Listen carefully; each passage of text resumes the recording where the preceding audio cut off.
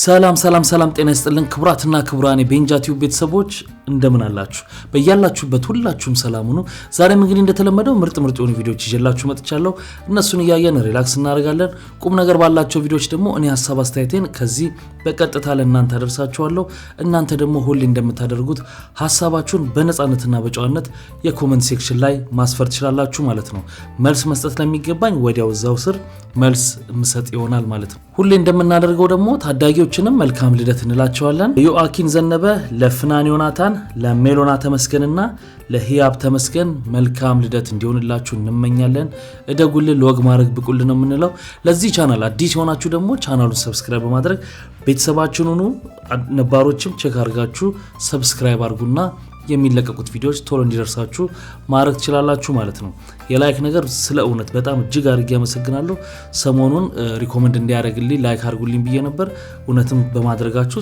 ቪዲዮዎቼ ብዙ ሰዎች ጋር እየደረሱ ነው የሚገኙት አሁን ስለዚህ ዛሬም እሱን ትደግሙታላችሁ ብዬ ተስፋ አደርጋለሁ ላይክ ታደርጋላችሁ እኔ ደግሞ እስከዛ ሄድሴቴን አደርግና ቪዲዮአችንን እንጀምራለን ከዛ ያው ህይወት ይቀጥላል ህይወት ይቀጥላል ስድብና ግጻጼ ባህላዊ የአገር በቀል ስድቦችን መሳደብ ስድብ አይደለም ስድብ ዘመናዊ ስድቦች ናቸው ዘመናዊ ስድብ ብዬና ባህላዊ ስድብ ብዬ የሚለው ባለጌ ውርጋጥ ይሄው ስድብ አይደለም እንዴ ብልግና ነው አይነገርኩ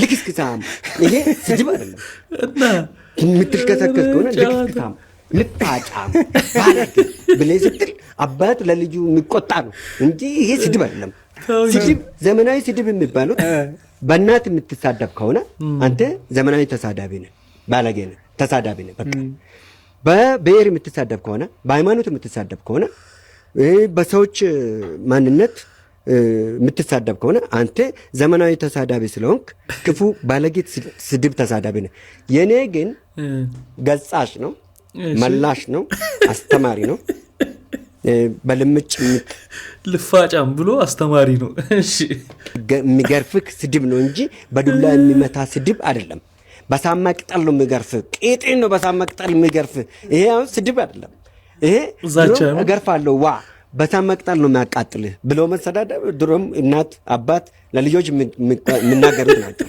ስለዚህ ይሄ ነው ማለት ጨፌ ወጣቶች ሁለገብ ህብረት ስራ ማህበር ነው ኦኬ እሱ ፕሬዝዳንት ነህ እንደ ማህበረሰብ አንቂ ያደርጋል እንደ ፖለቲከኛ ያደርጋል የቱ ጋር ነው ያለው ማን ነህ አንተ ማን ነህ ጋር ነው ቆንቆ ወይስ ሁሉም ቦታ አለ ሁለገብ ነው እኔ የሚመራው ማህበሬም ሁለገብ ነው እኔም ፐርሰናሊ ሁለገብ ነው ፖለቲከኛም ነህ አንቂም ነህ ነጋዴም ነህ አገሬ ነው ስለ አገሬ ላይ በአገሬ ላይ ስለ አገሬ ጉዳይ በወጣቱም በሁሉም ሐሳቦች ላይ መለከተኛል የሚል ነገሮች ሁሉ ሐሳቤ ወደሚያመራኝ ገባበት ለዛ ነው በሁሉም ጉዳዮች ላይ አስተያየት የሚሰጠው አዎ እንግዲህ ሁሉም ጉዳዮች ላይ አስተያየት ይሰጣል ማህበራዊ ጉዳይ ፖለቲካዊ ጉዳይ ኢኮኖሚ ጉዳይ ያንተን ትንሽ ለየት የሚያደርገው ፖለቲካ ታወራለህ ከዛ ደግሞ አንዳንዶቹ ላይ የስድብ ናዳ ተወርድባቸዋል ስድብ ተሳልቤ አላውቅም አረቶ በእውነት ባህላዊ ነው አይሰደው የለም ያሉ ስድቦች በሙሉ ምናምን በጣም ብዙ ስድቦች በሙሉ ዘመናዊ አይደሉም ባህላዊ ስድብ ነው ባህላዊ ናቸው ስድቦች ሁለት አይነት ስድብ አለ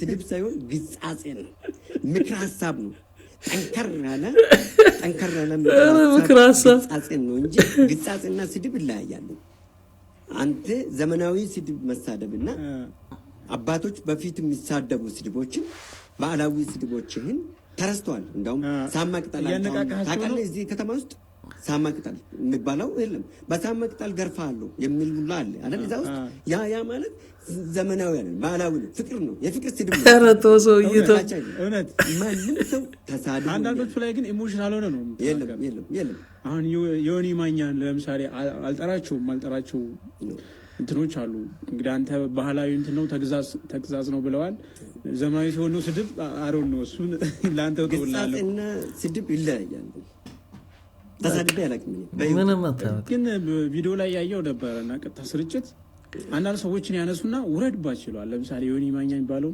ውረድበት ሲሉ ትወርድበታል አይ ውረድበት ማለት ምን ማለት ነው ሂድበት ነው እንግዲህ በማህበራዊ ሚዲያ ቋንቋው ተናገረው ነው ልክልኩን ነገረው እንደማለት ግልጽ አማርኛ ነው አሁን እኮ ኢትዮጵያና ኢትዮጵያ የሚሉት ራሱ እነኝም ችግር እኮ ነው አለባቸው አይታል አይደል አጠቃቀሞቻችን አሁን የአዴው ልጅ ያስተሳሰብ ያነጋገር ዘይቤያችን ሁሉ ይለያያሉ።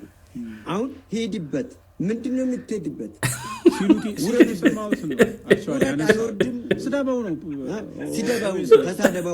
ተሳደበው ስለተባለ የሚሰደበው አይደለም ነገር ጥርሴስ ልማዱ ነው አይኔን አታስቂው ይባላል። በጣም እኮ የሚገርም ሰውዬ ነው።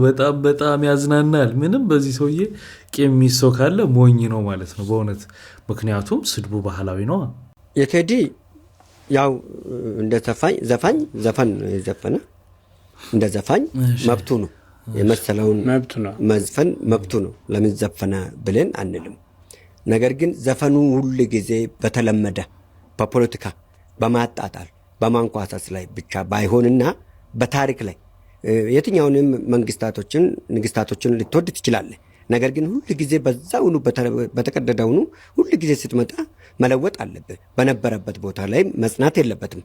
እሱና 00 የሚል ዘፈኖቹ 0 አንቺም 0 እሱም 0 ሰማዩም 0 ምድሪቱም 0 አንተም 0 የሚለው ድሮ ዘፈን ኬኔዲ መሰለኝ ድሮ የዘፈነውን የዘፋኙን ከሄድ እንትን 00 የሚል ትራክ አለው ወደዚህ አምጥቶ እዚህኛው ኢትዮሪካ ውስጥ አለ። በዛ ልክ የሚያደርጉት ተው እንደዛ የሚል የለም። ቆይ እሱ እየወጣ ነው ያለ እኮ ምን አደባባይ ላይ ያለ አይደል? አይ 00 የሚል አለ። ኧረ ተው። አዎ እሺ። ኧረ ጎበዝ ሰው እያስጥሉን እንዴት ነው አለ። እሺ ቀጥል። ያንንም ሁሉ ከዳስ ውስጥ ህንፃ ላይ የገቡት ሰዎች ዳስ ጣል ብሎ የለመድክበት ቦታ ላይ ናስ ጫጭ ብሎ ማለቱ አግባብ አይደለም። እሺ እነኚህ ደግሞ መልስ የሰጡት 24 ሰዓት ባልሞላ ጊዜ ውስጥ ግጥሙ በአማርኛም በኦሮምኛም አድርጎ ያመጡት እኔ እንደውም አንድ ነገር ተጠራጠርኩት። እንደውም ቴዲና እነኚህ መልስ ሰጪዎች አስቀድሞውኑ አብሮ እያጠኑ ነበረ ወይ? ጠርጥር ነው እያጠኑ ነበረ ወይ? በ4 ሰዓት መልስ መሰጠት በ4 ሰዓት ውስጥ በግጥም ነው የተሰጠው። በግጥም ሁለተኛ እንደ ቀላል አይደለም። ክሊፕ ያ ሁሉ ክሊፕ ተቀናጃጅቶ ምን ተብሎ በጣም የተቆየበት ነው። በስሎ ነው ያኛው የመጣ የሱም የቆየበት ነው የበሰለበት ነው። በበሰለ መልክ ነው የመጣ። እነሱም ያመጡት ደግሞ የበሰለ መልኩን አመጡት። ሆኖም ግን መልስ ተሰጣጡ ጥሩ ነው። በርገር የሚለው ለምን ሰየሙ? አሁን ወደ ኢትዮጵያ መጥቶ ከኢትዮጵያ የኢትዮጵያን እንጀራ ጠግቦ ወደ ውጭ ሀገር ሆኖ በርገር ለጀመሩት ሊሆን ይችላል።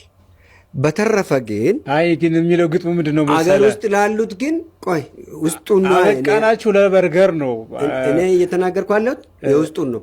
ሌላኛው ነው አንተ እየነገርከኝ ያለው። የውስጡን ነው እኔ ያልኩ ያለሁት እንጂ ሌላኛውማ ግልጽ አማርኛ ነው። ቁጭ ብሏል ደፍኖ ተጠቅልሎ ሾላ በድፍኑ ቁጭ ብሎ እሱን እናነባ። ውስጡ ግን ለምንድን ነው በርገር ላይ ያቆሙት?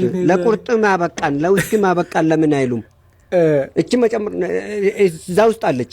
በርገሯን ነው እንጂ ያነበብነው እኛ ውስጡ ቁርጥም ውስክም ጥብስስ ህንፃዎችም ልማቱን ሁሉም ነገር አዲስ ሀገር ላይ አኖርናቸው እኛ በከፈልናቸው ዋጋቸው። ለምሳሌ ገላና ጋሩምሳን በል የውሳን ጌታውንም በል በዛ በኩልም ስለፋኖ የሚያቀነቅኑትም ካሉት በል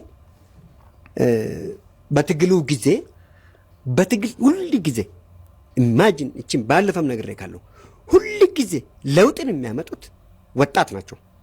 ለትግል የሚወጡት ወጣቶች ናቸው። አንድ ሁለተኛ በተለይ ከየትኛውም ክልል ይሁን ከየትኛውም ክልል ከሁለቱም ክልል ነው ፈንቅለው የሚወጡት። ሁሉ ጊዜ ከኦሮሚያ ይነሳል ይከዳል ይስፋፋል ወደ አማራ ይሻገራል። በቀጥታ ተቀብሎ በጋራ ሆኖ ለውጥ የሚመጣው በብዛት ጊዜ ግድ የለም ሐኪሜ በእውነት ሐኪሜ ይሄ እኔ በአጽንኦት የምሰጠው ምክር ነው እንጂ አዝናናን እኮ እንዴ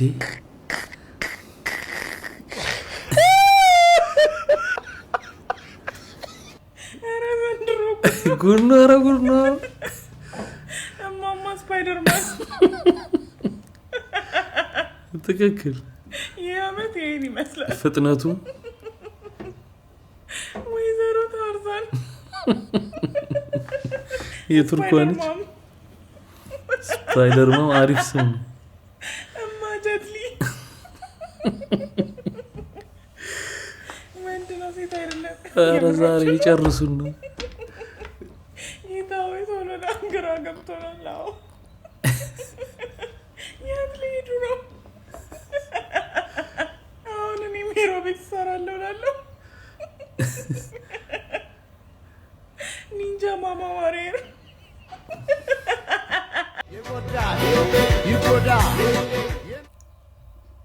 እንዴ በጎርፏ እያጠቀሰ ደግሞ ኧረ በለ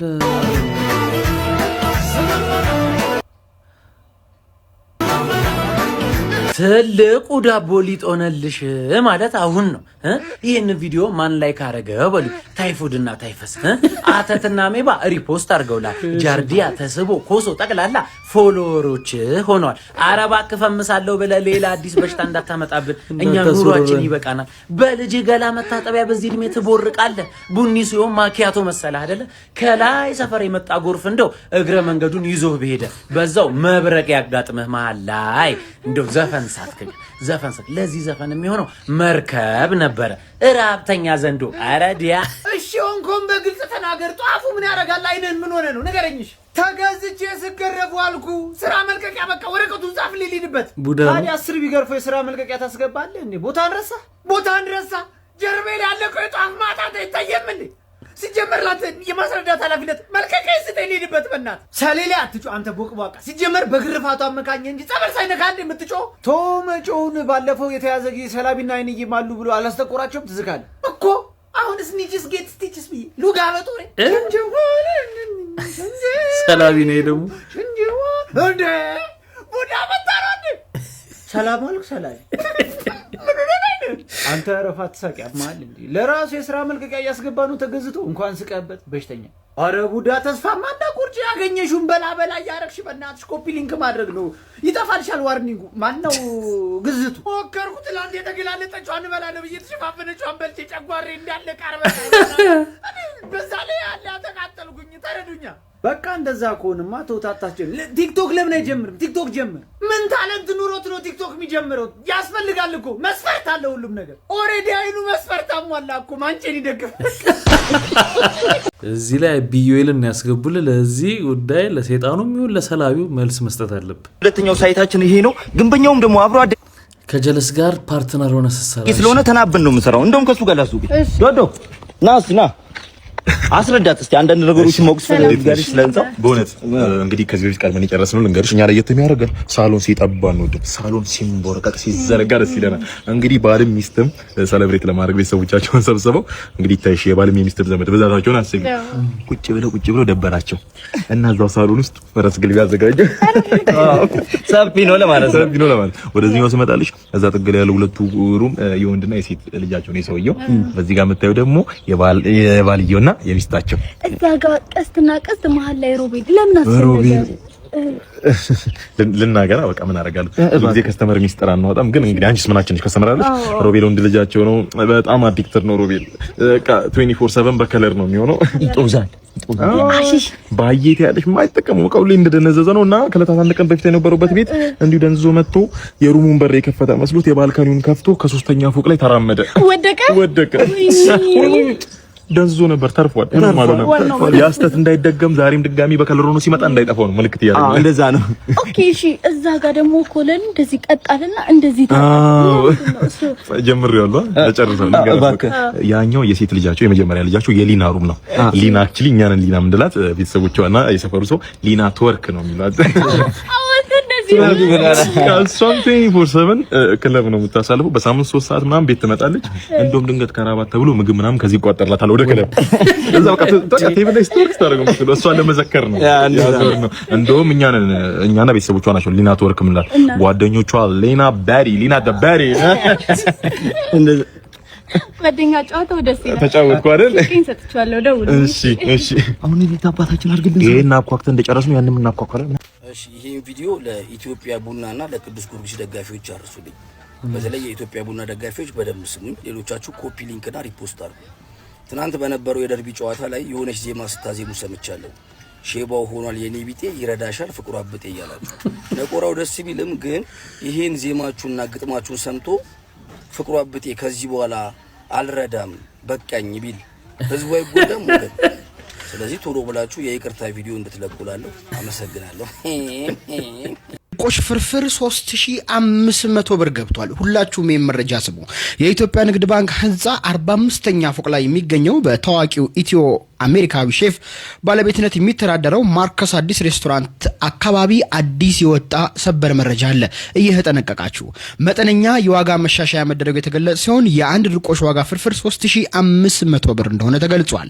ሾርባ 1700 ብር፣ እንቁላል ሳንዱች 2350 ብር፣ ዋፍል በቺክን 13500 ብር፣ ጥብስ 9500 ብር እንዲሁም ቬጋን ግራንድ የተባለ ምግብ ደግሞ 8500 ብር እንደሆነ ተገልጿል። እንዲሁም ሌሎችም አሉ በዝርዝሩ ላይ። ምግብ ቤቱ አዲስ ማሻሻያ እንዳደረገ መግለጹ የተሰማ ሲሆን የሆቴል ኢንተርናሽናል መሆን መቻሉና ዓለም አቀፍ የሆኑ በርካታ ተጠቃሚዎች ስለሚገኙ የዋጋ ማሻሻያ አስፈላጊ ሆነ መገኘቱ ተገልጿል። ክፍያው የሚደረገው ያው እንደሚታወቀው ሂሳብ ሲሰራ እንደዚህ ኢንተርናሽናል ቦታዎች በዶላር መሆኑን ተከትሎ ነው በሀገረኛ በዚህ ደረጃ የተወደደው ብሏል። ሐሳባችሁን ስጡ። ድርቆሽ ፍርፍር 3500 ብር ይገባታል። በርካቶቻችን በቤታችን ጣራ ላይ እንጀራ ድርቀን ፈርፍረን የምትበላት ፍርፍር በማርከስ ሬስቶራንት በክብር 3500 ብር ዋጋ ተለጥፎላታል። ታዲያ አሁን ይሄ ዜና ከሰፊው የኢትዮጵያ ሕዝብ ጋር ህይወት ጋር ምን ያገናኘዋል? በአብዛኛው እኮ እዚህ የሚመገብ አይደለም። ውስን ቁጥር ያላቸው ቱሪስቶች፣ ሀብታሞች ምናምን የሚመገቡበት ቦታ ነው። ስለዚህ ወይስ እንዳንዳንድ ሞቲቬሽናሎች ዋጋህን የምታቀው የምትሉበት ቦታ ነው ይባላል። ድርቆሽ ፍርፍር አሉ እነ ማዘር ቤቶች ምናምን የሚባሉ በርካሽ የምትበሉበት ቦታ አለ። እዛ ደግሞ ስትሄዱ ይሄን አልሸጣል። ስለዚህ ያንተን ዋጋ ከፍም ዝቅም የሚያደርገው የምትሉበት ቦታ ነው ይላሉ ሞቲቬሽኖቹ። በሱ መልኩ ከተረዳ ነው ይሻላል።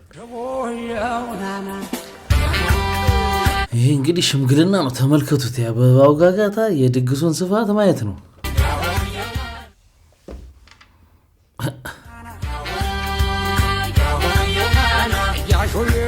እዚህ ጋር ያዙትን ብሉ ሌብል አያችሁት? ባለ 2 ሊትር ነው ባለ 1 ሊትር ነው። እንደዚህ አንድ ብሉ ሌብል ስንት ነው አስቡት።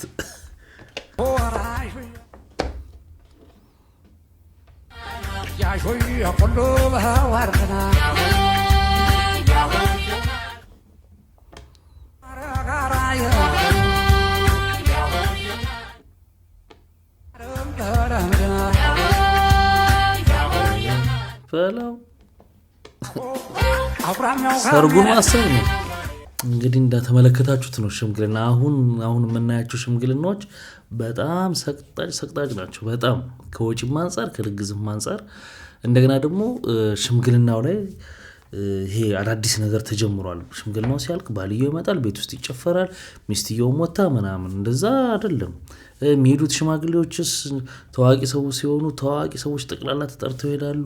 እስከ 80 እስከ 100 ድረስ ሽማግሌዎች የሄዱበት ሽምግልናዎች አይተናል። በመብት ደረጃ መብት ነው እኮ፣ ግን ያሉትስ ኢፌክቶች ምንድናቸው የሚለውን እስቲ እንስማ። ስለዚህ አሁን ያለው ሽምግልና እኔ ልጅ ሲጀመር እንደመሸጥ አፌ ሞልቼ ይሄንን ምነግር እንደመሸጥ ነው ማየው ነገር ማለት ነው።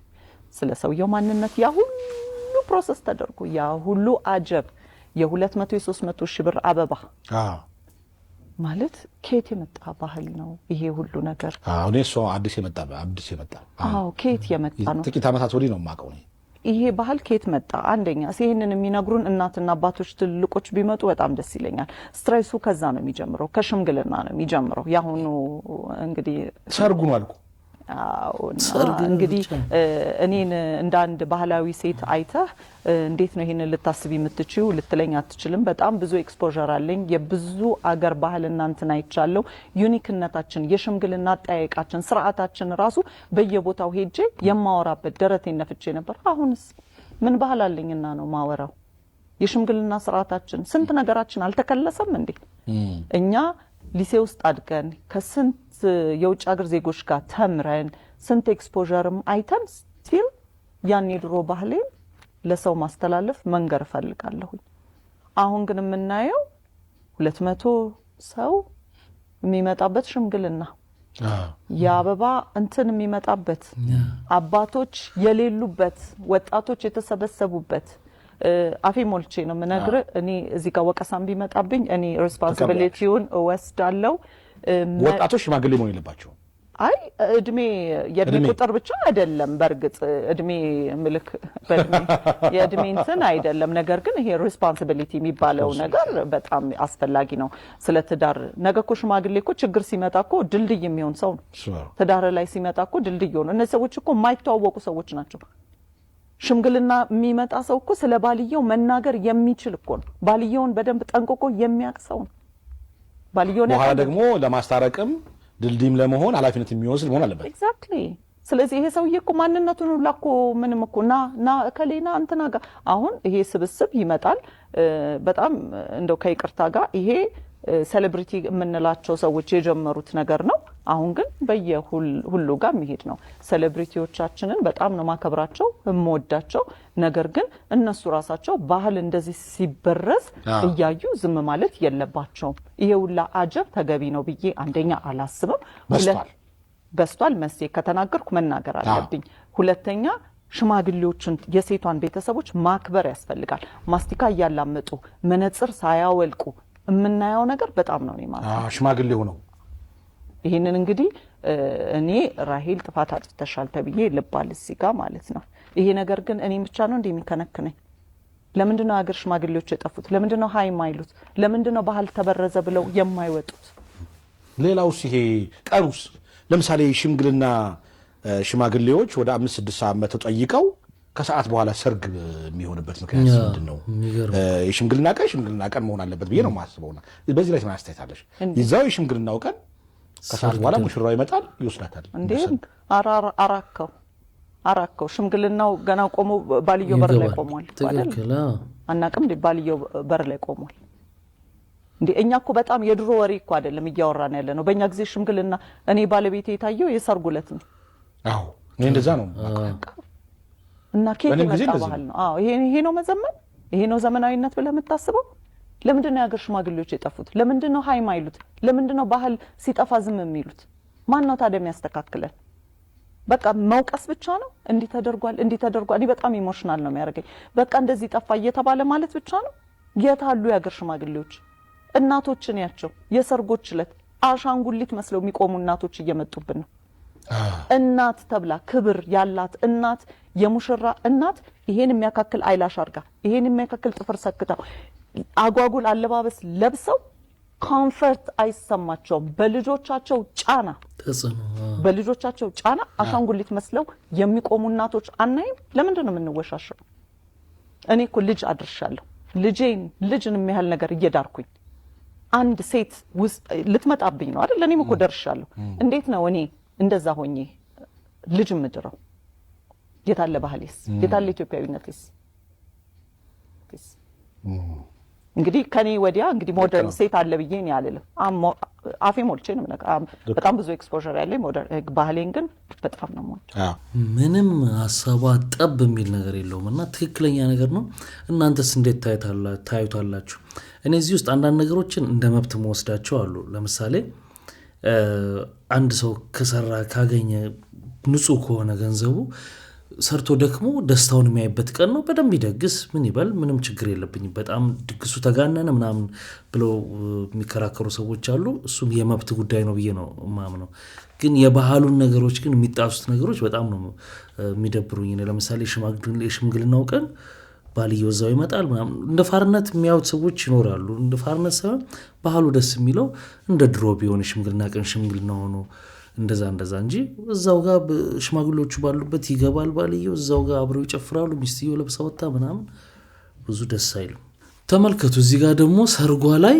እንግዲህ የሚወዳት ይሆናል ወይ የድሮ ፍቅረኛዋ ይሆናል ለሰርጓ ተጠራው በሚለው የጸጋይ እሸቱ አይነት ዘፈን ነው እንግዲህ እኔው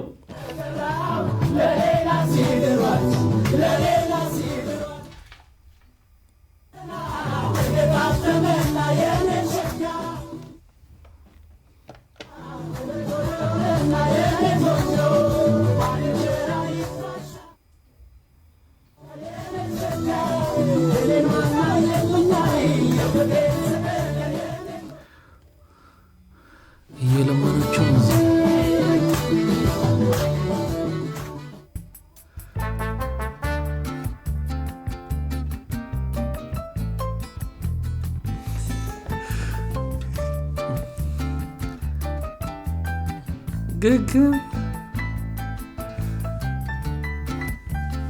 አይገርም።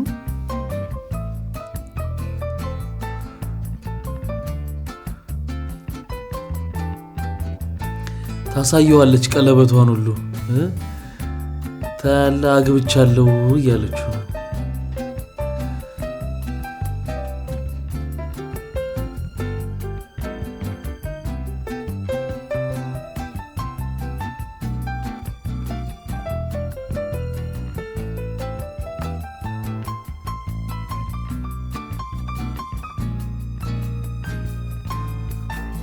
የሚገርም ነው በጣም። ይሄ በጣም ከባድ ነገር ነው። የመጀመሪያው ነገር እንደውም ከዚህ በፊት አንድ ክርክር ነበረ። የድሮ ፍቅረኛው ነው በሰላም የተለያዩ ሰው ከሆነ በወንዱም በሴቷም በኩል እናንተ ምን ትላላችሁ? ሰርጉን ተጠርቶ ሰላማዊ ወንድማዊና ታይ ግንኙነት ኖሮት መጠራት አለበት ሰርጉን ብላችሁ ታምናላችሁ? እኔ አይመስለኝም። ሁለተኛ እኔ ድፍረቱ ግን ገርሞኛል በጣም። የባልየው ደግሞ ትዕግስት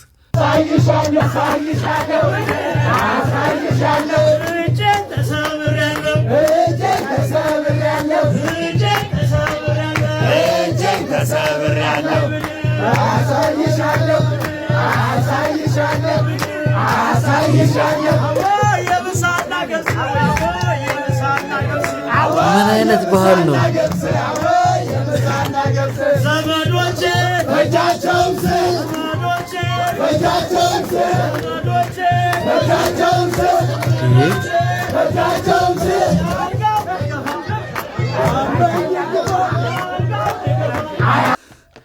እኔ ደርቲ ማይንድ ኖሮኝ ነው ጆሮዬ ነው ምንድነው? ግጥሙን እየሰማችሁ ነው?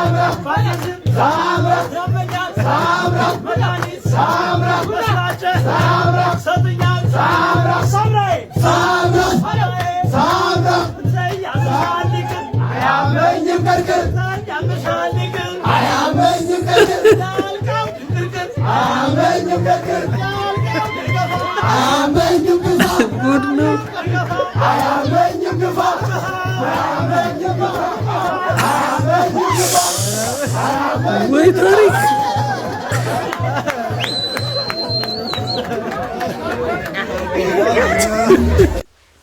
አትገረምም ብሏል። ጉድ ነው ይሄ። ደግሞ የመቼ ነው? እኔ ለመጀመሪያ ጊዜ ሰርግ ላይ እንዲህ ሲዘፈን ያየሁት። ዞሮ የሚያጨበጭበው የሚጨፍረው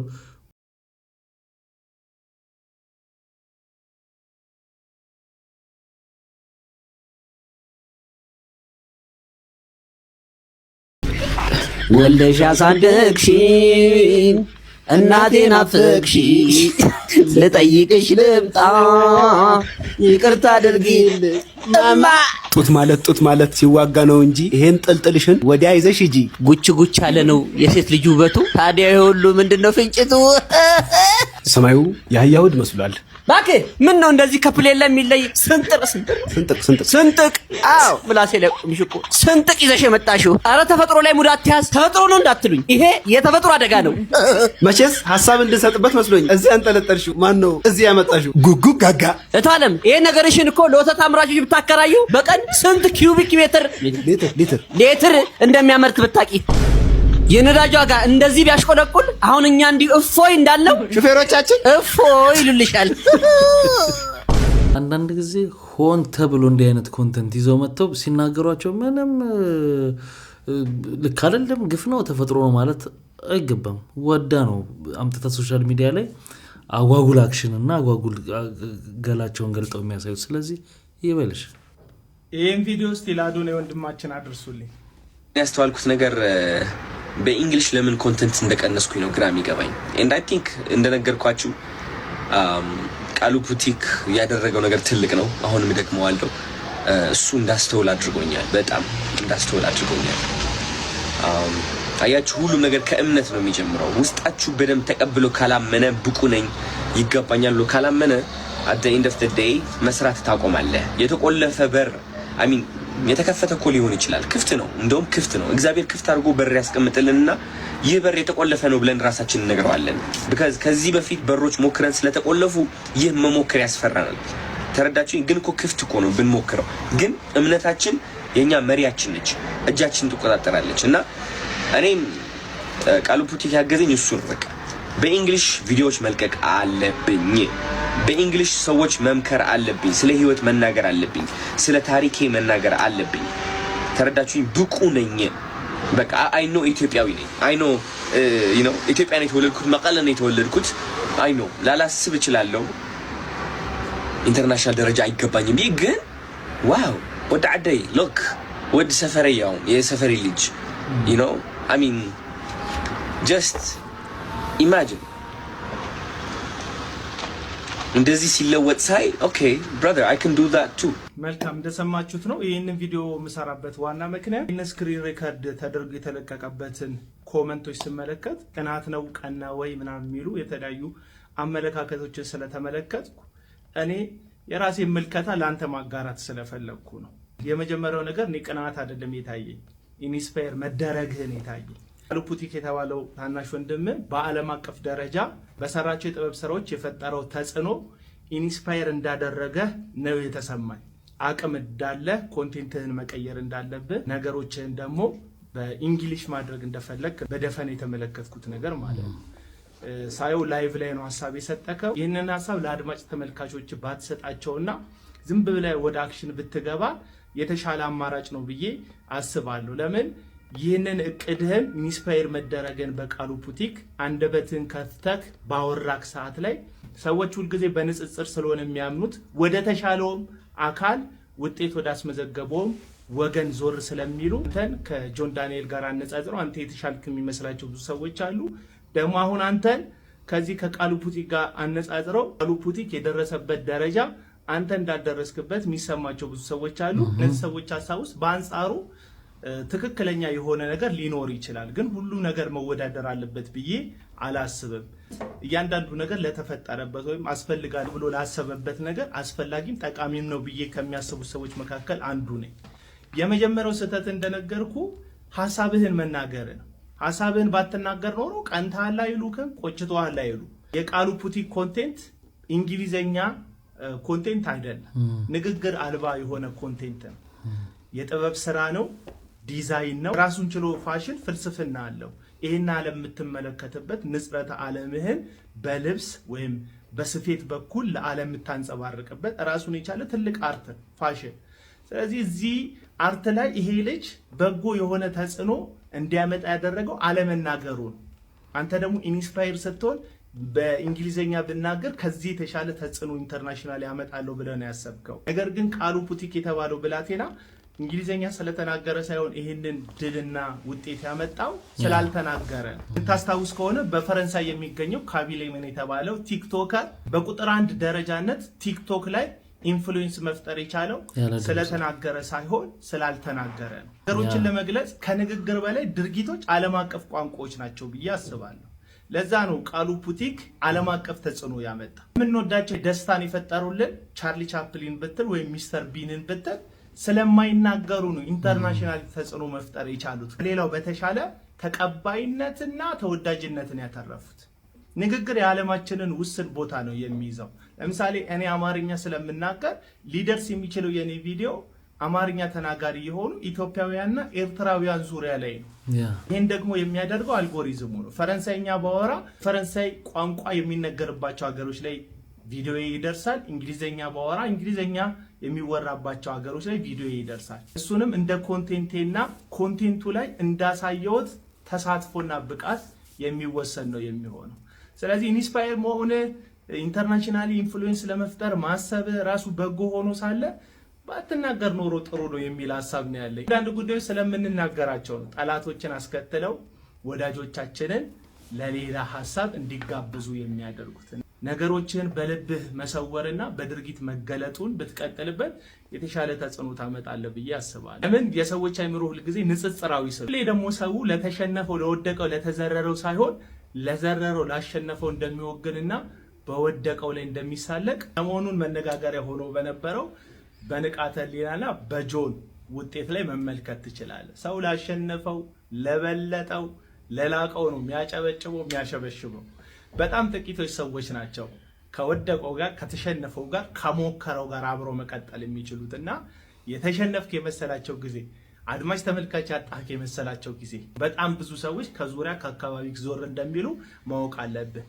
የመጨረሻው ደግሞ ኢንስፓየር ከመሆን አልፈ ራስህን አጉል ንጽጽር ውስጥ ገብተህ ምታፎካከርና ትከሻ ምታለካካ ከሆነ ወደ አጉል ዲፕሬሽንና ተስፋ ወደ መቁረጥ መልሰህ ትመጣለህ የሚል ስጋት አለኝ። በቃ የደረስክበት በጣም ትልቅ ደረጃ አለ። በዚህ በሶሻል ሚዲያ እጅግ የሚያስጨበጭብ ብዙዎች መሆን የሚፈልጉት ግን ያልሆኑትን ነገር ሆነሃል አንተ። ያንን ነገር ኢንጆይ አድርገው አጣጥመው እግዚአብሔር አምላክህን በዛ ጉዳይ ላይ አመስግንበት። ከአቅም በላይ ነገሮችን ለመያዝ በመሞከር ውስጥ ራስን ማጣትና ዲፕሬሽን ሊከሰት ስለሚችል ማለት ነው። በተረፈ ግን የተናገረ ሰው ሁሉ ቀንቷል ብላችሁ ደግሞ የምታስቡ አንዳንድ በጎ አስተሳሰብ የሌላችሁ ወገኖቼ ራስን ከተሻለ ሰው ጋር ማነጻጸር ሁልጊዜ ቅንዓት ሊሆን አይችልም። ስለዚህ ይሄን ነገር ብታስቡ መልካም ነው እላለሁ። ይመች ብራስ ቁልጭ ያለ አሪፍ ምክር ነው የሰጠው ለአዶናይ። አዶናይ ይሄ ቪዲዮ ቢደርሰው አሪፍ ነገር ይገነዘብበታል ብዬ አስባለሁ። ችግሩ ምንድነው? ሰዎች አሁን ስለሆነ ነገር ሀሳብ ስትሰጡ እሱ እንዳለው በቃ ቀና ብለው ነው አሁን ብዙ እንትኖች ቀና አዶናይ አሁን የሚበልጠው ስለመጣ እንደዚህ እያሉበት ነው ያሉት እና በዛ መልኩ አይመስለኝም። ኢንስፓየር ሆኖ ነው ግን እሱንም ቢሆን ያለበት ነገር አሪፍ እየሄደ ነው። በዚሁ ዝም ብሎ መሄድ ራሱ ስራው እየገለጠው ይሄዳል ብዬ ነው ማስበው። ከአሚቾ ጋራ የጁጁትሱና ዜኖ ማርሻል አርት ጨዋታ ላይ በሴቶች 10 ሚሊዮን ብር ኮላውት ያደርጋት ካለ እንግጁ ነች። ጋጣሚ እንግዲህ ካለ ኮሜንትስ እንጻፉልና በቃች የኤምኤምኤ ፋይት አነቃንቀዋለች ሶሻል ሚዲያውን ምናምን ሰው በጣም ተነቃቅቷል። አናን ታሪክ በ10 ሚሊዮን እያለች ነው። ቀልድ ነው በርግጥ ይገባኛል ግን እነሰይዶም አሁን ጭቅጭቅ ውስጥ ገብተዋል። በክፍያ በመናምን ሃይማኖት ምክንያት ነው ሊያፈርሱት ነው ምናምን እያሉ ነው የተጨቃጨቁ ነው። ላይቭ ላይ የተነጋገሩትን ደግሞ እንሰማለን። ለዚህ 5 ሚሊዮን ብር ማቅረባችን ባይ ዘ ወይ እንደውም ልንመሰገን ይገባል እንጂ ሌላ ብር ጨምሩ ብሎ መምጣት it's very very unnecessary። ቢቀር ለምሳሌ ብር ጨምር ብትለኛ አሁን ነገ ጠዋት በቃ ቀርቷል ከከሬ ጋር ይሆናል ነው ምለው እኔ ግድም የለንማ ማት ፋይተሮች አሉ ይሄን ነገር ማድረግ የሚችሉ። ሶሻል ሚዲያውን ነው ተቆጣጥረነዋል እኛ። አንተ ከምትቆጣጠረው በላይ መቆጣጠር እንችላለን ደግሞ ለሶሻል ሚዲያ ምንም ችግር የለም። ሰው እንደዛ አይነት አስተሳሰብ ባይኖራችሁ ጥሩ ነው። አችሉም ገጅ አችሉም በቃ አችሉም ሶሻል ሚዲያው ከኔ በላይ በምንም ተአምር አችሉም በምንም ተአምር።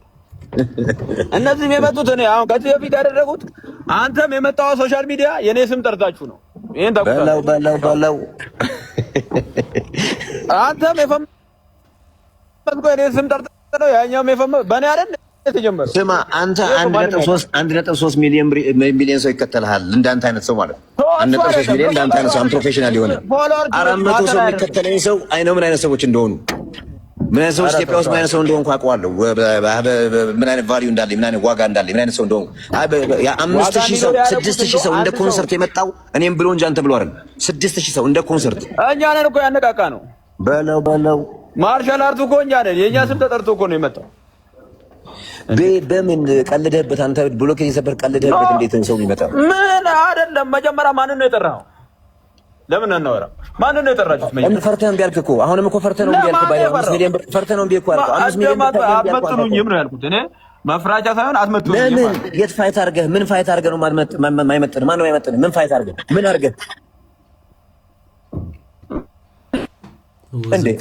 ምን ፋይት አድርገህ ነው? ማን ነው የሚፈራህ? ምን ፋይት አድርገህ? ምን ፕሮፌሽናል ፋይት አድርገህ?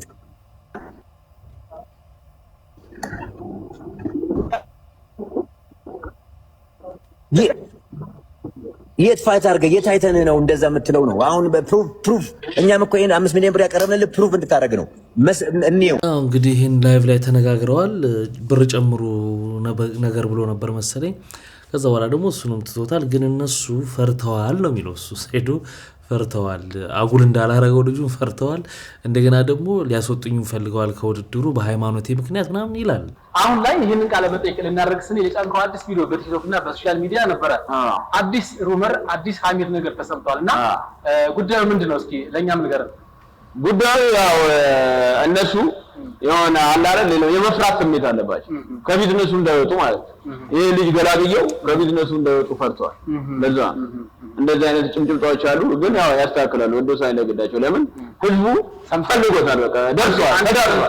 ህዝቡ ያስጨንቃቸዋል። ከዚህ በኋላ ወደ ኋላ ቢሉ የእነሱ ችግር ነው። እኔማ ምን ምክንያት አለኝ?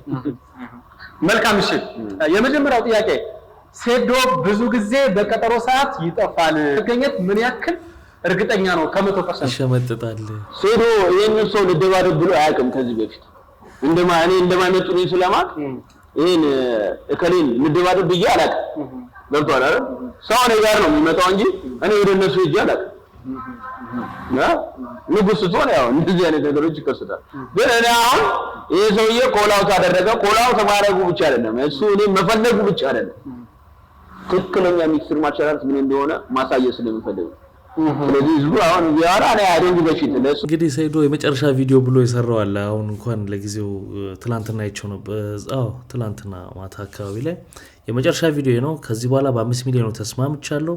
ከዚህ በኋላ ቪዲዮ አልሰራም።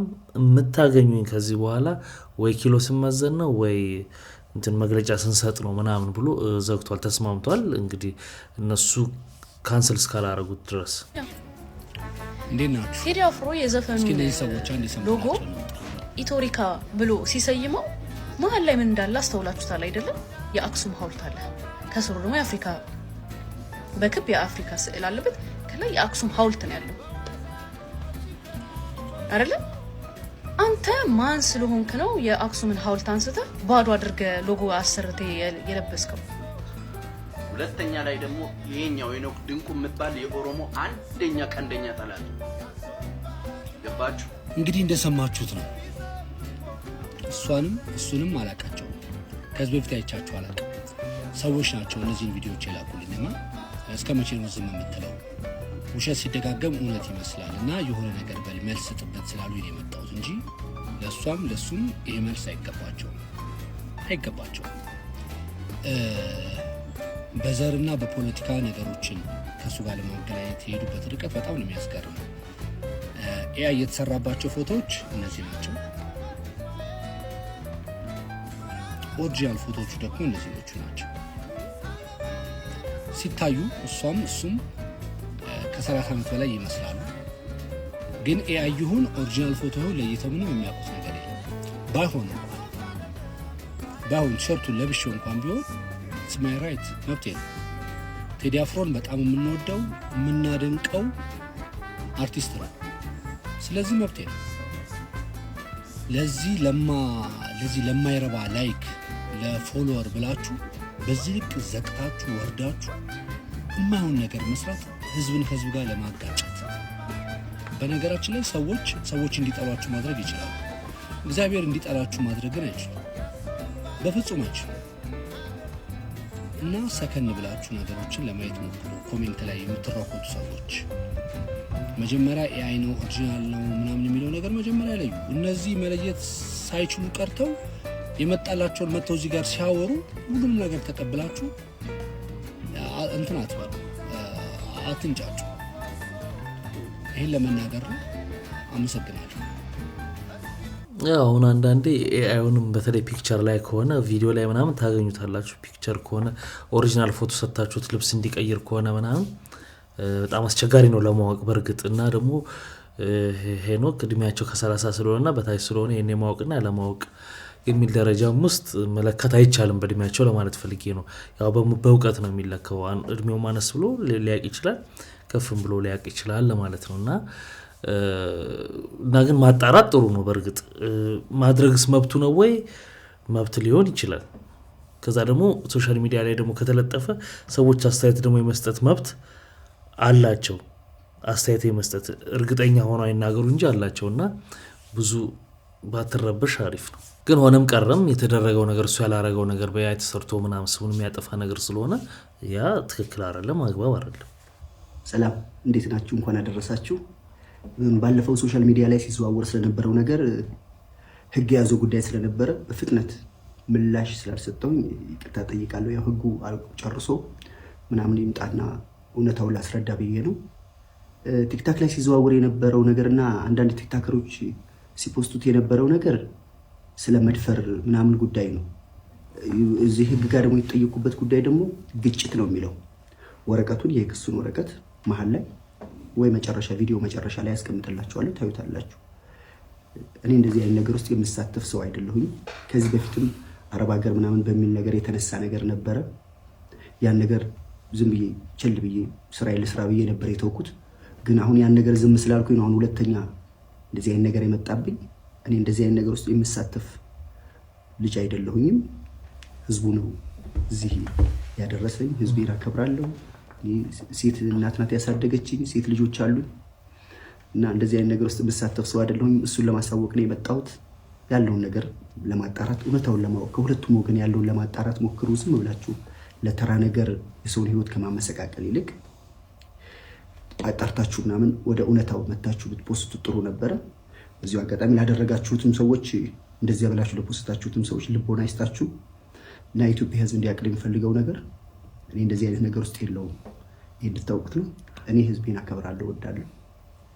ያለውን ነገር ታውቃላችሁ። ከመጀመሪያም ከመነሻዬም እስከ መጨረሻ እንደዚህ አይነት ነገር ውስጥ የምሳተፍም ሰው አይደለሁም። ይሄን ለመናገር ነው የመጣሁት። እወዳችኋለሁ። አመሰግናለሁ። ቴንክ ዩ። ኦኬ፣ ክሱ ወረቀት ይሄ ነው።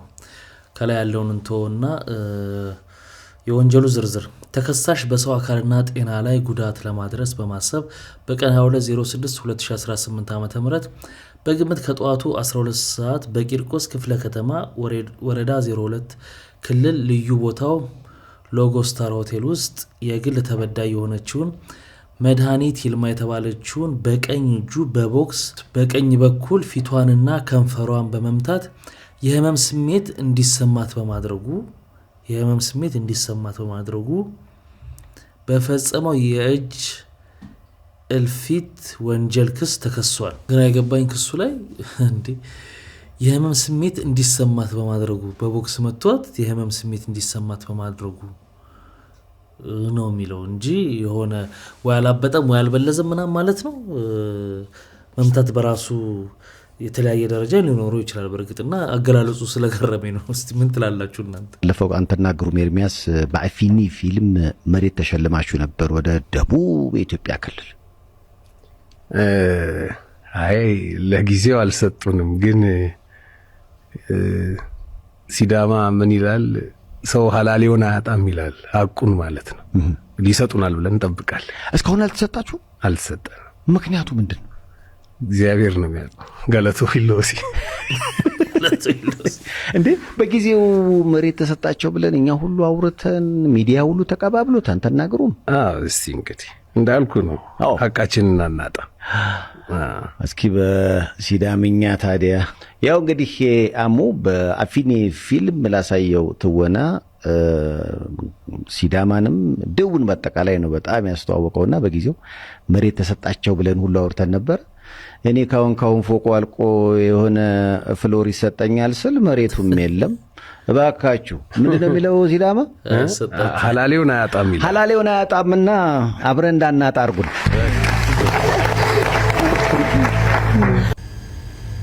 ሰላም እንዴት ናችሁ? አዲሱን የፓርኪንግ ሲስተም የሚመለከት ነገር ይዤ መጥቼ ነው ለጓደኞቼ ወይም ይሄን ለምታዩት ሰዎች። ዛሬ ጊዮን ሆቴል ገብቼ ነበረ። ለ10 ደቂቃ ምናምን ቆየው። 40 ብር ነው የምከፍለው። ስገባ ስልክ ሰጥቼ እገባለሁ፣ ስወጣም ስልክ ሰጥቼ እከፍላለሁ በቴሌ ብር ወይም በሲቢኢ። እንደዛ ላረግ ቸኩዬ ልወጣ ስል ልጅቷ ደነገጠች። ፓርኪንግ የምታስከፍለው ምን ሆነሽ ነው ምናምን ስላት ብሩን ብታዩ ትደነግጫለሽ አለችኝ። አሁን እኮ ነው የገባሁት እንዴት ምናምን ስላት በጣም ቆጥሮብሻል፣ ስልክሽ ይሄ ነው አይደል ስትለኝ፣ አዎ የኔ ስልክ ነው። ኦኬ ታርጋሽስ ይሄ ነው ስትለኝ፣ ታርጋው የኔ አይደለም አልኳት። በቃ ባንቺ ስልክ ቁጥር ተመዝግቦ ሰውየው ወይ ሴትዮዋ ሳከፍል ወጣለች ወይ ደግሞ እዛው ነው ያለችው 1 አመት ሆኗል የቆጠረብሽ ብር ብላ የዘጋችልኝን ብር ዛሬ ከስር ያለው 203,700 ብር አለብሽ ተባልኩ። የኢትዮጵያ 203,700 ብር 203,000 እና ያቺ ሳንከፍል የምንወጣት ፓርኪንግ ወይ በኋላ እንከፍላለን ብለን የምንረሳት እንደዚህ ልቆጥር ትችላለች። እና እኔም ማመልከቻ አስገቢ ነው ያሉኝ አክቹአሊ። እና ሁሉም ቦታ እንደ አይነት ሰው ስልካችንን እየሰጠ ፓርኪንግ ከቆጠረ በሚሊየንስም ሊደርስ ይችላል፣ በመቶ ሺዎችም ሊደርስ ይችላል። እንዴት ነው ሲስተሙ ይሄን ነገር ሊቆጣጠር የሚችለውንም ብዬ መጠየቅ ፈልጋለሁ። እና ይሄ ነው ለነገራችሁ የፈለኩት ዛሬ። ቴንክ ዩ። አሰራሩ በጣም አደገኛ ነው፣ በጣም እንዳለችው ነው። ስለዚህ እዚህ ሀገራው ምንድነው የሚሆነው? ስትገቡ ካርድ ትወስዳላችሁ፣ ታርጋውን ያነበዋል። ውስጥ ማሽን አለ፣ ስትወጡ ከፍላችሁ ስትከፍሉ ታርጋውን አንብቦት ስለሆነ መክፈሉን እዛ ይልኳል። ሲጠጋው መኪናው ይከፍትለታል፣ ይወጣል ራሱን ታርጋውን ይዞ ማለት ነው። ይሄ ግን ስልክ እንደፈለገ ሰው እየሰጠ ከሆነ የሌላ ሰው ስልክ ሰጥቶ ምናምን ይወጣል ልክ እሷ እንደሆነችውና ይሄ በፍጥነት መስተካከል አለበት፣ አደገኛ ነው። ዋትስአፕ ፋሚሊ እንግዲህ ከንቃተ ህሊናና ከጆኒ ፋይት በኋላ ዛሬ ነው የተገናኘ ነው። ላይቭም አልገባውም ቪዲዮ ማልሰራው ነበር ጋይስ። አሪፍ ፋይት ነበረ። ንቃተ ህሊና አንበሳ ነው ሞክሯል። ጆኒ ጋር መግባት ይከብዳል። ጆኒ ፕሮፌሽናል ፋይተር ነው። ንቃተ ህሊና ግን ደፍሮ ሪንግ ውስጥ ራሱ ከጆኒ ጋር መግባቱ ጀግና ነው። ጆኒ ኮንግራቹሌሽንስ ብራዘሬ። ያው ፕላስ ደግሞ ጆን ተበላ ምን አያለ ብዙ ሰው እንትን እያለ ነበርና እኔ በበላ ራሱ ብሩን አልወስደውም ነበረ። የተወሰነ ብር ለንቃተ ህሊና ሰጠው ነበረ፣ የቀረውን ደግሞ ለእርዳታ ነበር የምሰጠው እና ኖርማል ነው። እንደተበላው አልቆጥረውም። በበላም ባልበላም ያው ነው። ብሩን አልወስድም ነበረ። ፋሚሊ ወዳችኋለሁ። ቢግ ላቭ ኤንድ ቢግ ሪስፔክት። ይመቻችሁ። ቀጣይ እኔ ነኝ ገብቼ አገጩን ማውልቆ ይሄንን ልጅ እነጌች ፋይቱን የሚያዘጋጁት ጭራሽ አዶናይና ጆን ዳንኤልን በሚቀጥለው እያሉ ነበር፣ ሰምተናቸው ነበር። አዶናይና እንትና ጆን ዳንኤል ለምን እንደተጠሩ አላውቅም። ፋይት ጋር ነው እንደዚህ ይለኛል። የኛው ደግሞ ለምንድን ነው ያኔ ከሶማሌው ጋር ልትደባደቡ ነበር ለምን አቆማችሁት ይላል። ሶማሌው ፈርቶ ነው የሸሸው። ለምን ከተባለ መጀመሪያም ሰውየው ለመፈመስ እንጂ ሪል ከኔ ጋር ለመደባደብ አይደለም የመጣው። አገኘኝ እና ኪሎ እሱ 50 ኪሎ ነው፣ እኔ 95 ነኝ። በምን ሂሳብ ነው የምንደባደበው? በፕሮፌሽናል ህግ ደግሞ ኪሎ እኩል መሆን አለበት። እና ጠፋ። ኢቭን እኔ ሳውዲ እመጣለሁ ብሎኝ ሄጄ ለሱ ብዬ ታስሬያለሁ። 2 ቀን ቪዛ ተባይቶብኝ ወላሂ። ያና ስለዚህ አንተም ቢብለ ሳይሆን እሱ ፈርቶ ነው። እኔ ፈርቼ አላውቅም። ደስ የሚለው ነገር ማለት ፈርቼ አላውቅም። እንዳያሳስብ። ከጀርባ የምትመለከቷት የ36 ዓመት ጎልማሳ ወርቅነሽ ኃይሉ ትባላለች። በጉምሩክ አስተላላፊነት ስራ የምትሰራ ጎልማሳ ስትሆን በለሚኩራ ክፍለ ከተማ በወረዳ 6 በኢካሳይት በተባለው ከተማ በብሎክ 705 በቤት ቁጥር 59 ነበር የምትኖረው። ይህ ደግሞ ሻምበል ሙሉጌታ ይባላል፣ የወንድሟ ልጅ ነው። ጥቂት ወራት በፊት ሻምበል ከክፍለ ሀገር መጥቶ እሷ ቤት እየኖረ በቀን ስራ የተዳደረ ህይወቱን ለመግፋት እንግዲህ አብረው መኖር ይጀምራሉ። ታዲያ ወርቅነሽ መስከረም 27 2017 ዓ.ም እንደ ኢትዮጵያን አቆጣጠር ምሽት 12 ሰዓት ላይ ከስራ ወደ ቤቷ በመግባት ከወንድሟ ልጅ ጋር ራታቸውን ይመገባሉ። ራታቸውን እየበሉ ባለበት ሰዓት ነበረ በተነሳ ባጓሮ ከምሽቱ 4 ሰዓት አካባቢ ሻምበል የተባለው የወንድሟ ልጅ እንግዲህ ለምን ተቆጣሽ ነው ደግሞ ተቆጥተሽኛል በተባለ ንዴትና በተባለ ምክንያት አክስቱን የገደላት ማለት ነው። አካባቢ ሰዎች በየቦታው የተገኙ የሰው ልጅ ቅሪተ አካል የመሰሉ ነገሮችን ሲያገኙ ነው እንግዲህ ለፖሊስ ሪፖርት በማድረግ ፖሊስ በቦታው መጥቶ የቅሪተ አካሉ ማንነት ወይ ደግሞ ማን ነው የሚለው ነገር አይደንቲፋይ በማድረግ እንግዲህ ቀጥታ ወደ ወንጀል ሰራው ወደ ሰራው ሰውዬ ወደ ሻምበል የመራው ማለት ነው። አክስቱን በሰቃይ ሁኔታ አንቆ ከገደለ በኋላ በሽንኩርት ቢላዋ ደግሞ በመክተፊያ በሽንኩርት ቢላዋ መጥቶ የተለያዩ ቦታዎች ላይ አካላቷን ቆራርጦ በሶስት የተለያዩ ፌስታሎችና በሶስት የተለያዩ ባጎች አድርጎ የተለያዩ ቦታዎች ይጥላቸዋል። ማንም እንደማያው እርግጠኛ ከሆነ በኋላ አንደኛውን ኮንስትራክሽን ሳይት ውስጥ፣ አንደኛውን ግንብ ስር፣ አንደኛውን ደግሞ በሽንት ቤት ጉድጓድ ውስጥ ነው የሚጥለው። እንግዲህ ሶስት የተለያዩ ቦታ የበተነው ማለት ነው። ፖሊስ እንግዲህ የሟችን ቅሪተ አካል ካለበት ቦታ በመሰብሰብ ለቤተሰቦቿ በማስረከብ በተከሳሽ ላይ ደግሞ በወንጀለኛው ላይ ባገኘው የተለያዩ መረጃዎችና ማስረጃዎች በመሰብሰብ በፌዴራል ከፍተኛ ፍርድ ቤት የልደታ ምድብ ሁለተኛ ወንጀል ችሎት ላይ እንግዲህ ይህንን ክስ በማቅረብ ሟች ገዳይ ላይ ወይ ደግሞ ወንጀለኛ ላይ የሞት ፍርድ ሊፈርድበት ችሏል። በባህሬ ከድሮ ጀምሮ እኔ በባህሬ እንደዚህ አይነት የወንጀል ታሪኮችን ምናምን ሰማ ነበረ። በፊት በሬዲዮ ላይ የሚተላለፉ ወንጀል ታሪኮችን ብሏቸው ከዛ ትንሽ ከፍ ካልኩ በኋላ ደግሞ ዩቲዩብ ላይ የተለያዩ ውጭ የተፈጠሩትን ወይ ደግሞ ውጭ ሀገር ላይ ነጮች የሚሰሩትን ስራ ምናምን እከታተል ነበር፣ ሰማ ነበር እንደ ፖድካስቶች ምናምን ላይ። አይ ኔቨር ቶት የሰው የአማርኛ ወይ ደግሞ ኢትዮጵያዊ ስም እየጠራሁ እንደዚህ አይነት ወንጀል ተሰርቷል ብዬ አወራለሁ ብዬ አስቤ አላውቅም ነበርና this is messed up. ወንጀሉን ከሰራው ቆየት ብሏል። እንደሰራው ጊዜ ሲያዝ ምናምን ዜናውን አስተውሳለሁ። ያው የሞት ፍርድ ተፈርዷል፣ ግን ተግባራዊ ይሆናል ወይ? ርዕሰ ብሔሩ ይፈርማል ወይ? እንደምታውቁት ኢትዮጵያ ውስጥ ፕሬዚደንቶቹ ካልፈረሙ አይጸድቅም። ፕሬዚደንቶቹ ደግሞ ብዙ ጊዜ እንደ ኳሊቲ ያዩታል ሞትን አለመፈረም። ሞት ሳይፈርሙ ነው የወረዱት ምናምን የሚባለው ነገር ስላለ ማለት ነው። ስለዚህ አሁን ያሉት ፕሬዚደንት ይሄን የሞት ፍርድ ይፈርማሉ ወይ ነው ጥያቄው። ለምን? ለሌላው ማስተማሪያ እንዲሆን። ሰላም ጤና ይስጥልኝ፣ እንዴት ናችሁ?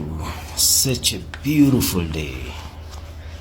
ዛሬ ደግሞ የምንነጋገረው በብሔር፣ በአገር ልጅነት፣ በጓደኝነት፣ ቃል በመግባት በመናምን በመሳሰሉት መደለል ስለማንችለው ስለ ጋሽ ሆድ ነው።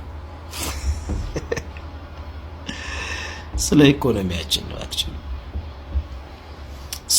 እኔ ማተኮር የምፈልገው ኢኮኖሚያችን እንዴት ነው ሲባል መንግስት የሚሰጠው ምላሽና ማህበረሰቡ የሚረዳበትን ያንን መስመር ማተኮር የምፈልገው።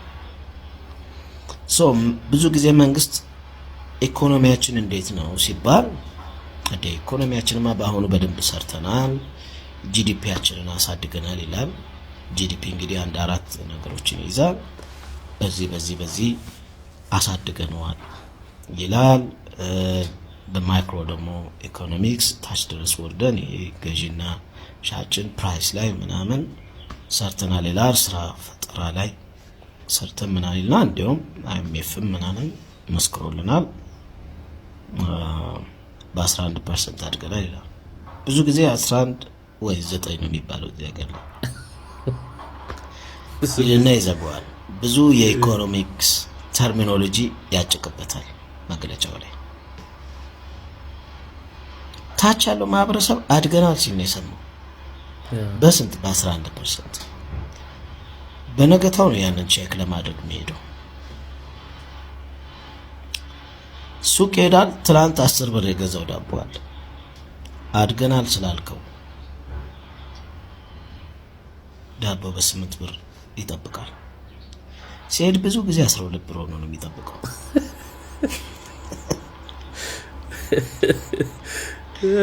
በተለይ በአሁን ሰዓት ደግሞ ከባድ ምንም ነገር ይጨምራል ከሱ ቁጥጥር ውጪ ነው። ስለዚህ ያ በመንግስት ደረጃ የሚሆን በተለያየ የተገለጸው ነገር በዚህ እንትኑን አድርገን ኮንሰፕሽኑን አድርገን እዛ ጋር ኢንቨስትመንት ኢምፖርት ኤክስፖርቱ ልዩነቱን አሳድገን ነው ምናምን የምትለውን ሳክስ አድርጎ ነው የሚይዘው። አክቹዋሊ ህይወቱ ላይ አየው። አንዳንዴ ምን ሊደረግ ይችላል? የሆነ ነገር 4 ብር ከነበረ 8 ብር ሆኖ ያድጋል፣ ታጠፋል። እዛ ሰው እንዴት ምናምን ሰው በቃ ተሳስተነውና 6 ብር ይሆናል። ጨምሮብሃል እኮ የቀነሰ ይመስላል፣ ግን 2 ብር ጨምሮበት የሚቀር ያን በተደጋጋሚ ስለሚያየው ምንም ነገር እየወጣ እንጂ እየተመለሰ ስለማየው እሱ ጋር ደግሞ የሚገባው እያነሰ ስለሆነ እዛ ጋር የምታብራራው ነገር ለሱ አይገባው አይረዳው። በአክቹዋል በህይወት ላይ አያየው። ሁለቱ ጋር መተላለፍ አለ። ለምሳሌ መንግስት እንደሚለው እድገት ሊኖር ይችላል። ኢኮኖሚክስ እድገት መመዘኛው የተለያየ ስለሆነ አንዳንዴ ግን ታች ይወርድና የሰርቫይቫል ሞድ ውስጥ ልትገባ ትችላለህ።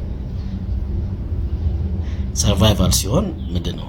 ምግብ፣ ሼልተር እና ልብስ ማለት ከዛ ልብስ እንዲያውም እየቀነስክ ትመጣለህ። በአመት አንዴ ታደርገዋለህ። 3-4 የምትገዛ የነበረው በአመት አንዴ እያደረግክ ትመጣለህ። ከዛ ቀጥሎ ምግብ ላይ የተወሰነ ሽንኩርት ምናምን ምን ያስፈልጋል ወደ ማለት ትመጣለህ።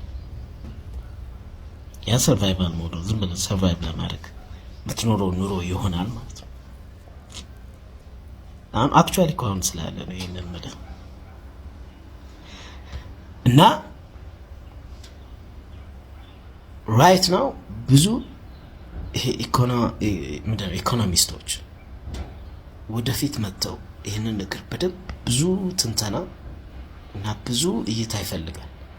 መች ታች ያለው ማህበረሰቡ በሚረዳበት መንገድ ማነጋገር እስከሚቻል 2000 የገባበት ነገር 1500 ማድረግ እስከሚቻል 1200 ማድረግ እስከሚቻል እንጂ 2000 ብር የነበረበት ላይ 2500 እየገባ ያንተ መተንተንና ሰርቻለሁ ብራን ብትለው ሆድ ዘመድ የለው ሀገር የለው ወገን የለው ሆድ ነው አምጣ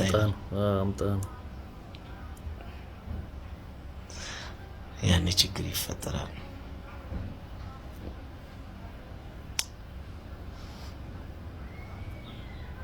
does it make sense የማወራው ነገር ዋላ እንግዲህ ክብራትና ክብራ ለዛሬ ይዤላችሁ የመጣሁት ቪዲዮዎች እነዚህን ይመስሉ ነበር። በአንዳንዶቹ ተዝናንተናል፣ በአንዳንዶቹ ደግሞ ቁም ነገር ወስደናል። ስትገቡ ላይክ ያላረጋችሁ አሁን ላይክ አድርጋችሁ በሚቀጥለውም አሪፍ የሆኑ ቪዲዮዎች ይዤላችሁ እመጣለሁ። መልካም ጊዜ። ባይ ባይ።